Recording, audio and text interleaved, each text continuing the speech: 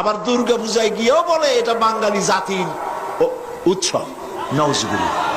আমি বুঝি না এরপরেও তার ধর্মমন্ত্রিত্ব থাকে কেমন। এইটা মৌলানা নামের কলঙ্ক। চাকরি রক্ষার জন্য থামেন থামেন, চাকরি রাখার জন্য মানুষ এইভাবে নিজের ইমান নষ্ট করে। আরে বাবা, দুর্গা পূজা হিন্দুর উৎসব। আমি 1,00,000 বার 1 কোটি বার বলবো, দুর্গা পূজার সাথে এই দেশের মুসলমানদের কোনো সম্পর্ক নাই। এটা মুসলমানদের অনুষ্ঠান নয়। তথাকথিত ওই মন্ত্রীর মৌলানা নাম, মৌলানা শব্দ দুর্ভাগ্যজনক ভাবে তার নামে লেগে গেছে। আর হইতে পারে এই মুসলমানদের জন্য নিশ্চয়ই নয়। এটা হিন্দু ভাইয়েরা তাদের ধর্ম পালন করুন, আমাদের আপত্তি নেই। আমরা ঈদ করি, তারা পূজা করবে, কিন্তু ওইটা আমার উৎসব। এই কথা কেন বলবো আমি? হিন্দুরা কি কোনোদিন বলে যে ঈদ আমাদের উৎসব?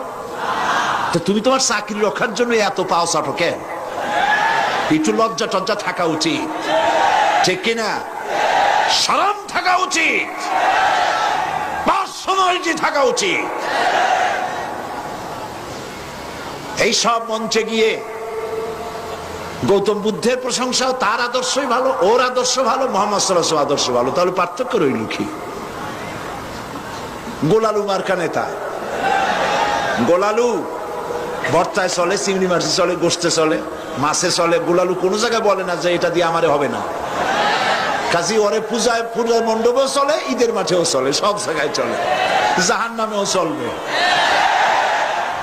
আমি কারো সাথে মিশে যাই না।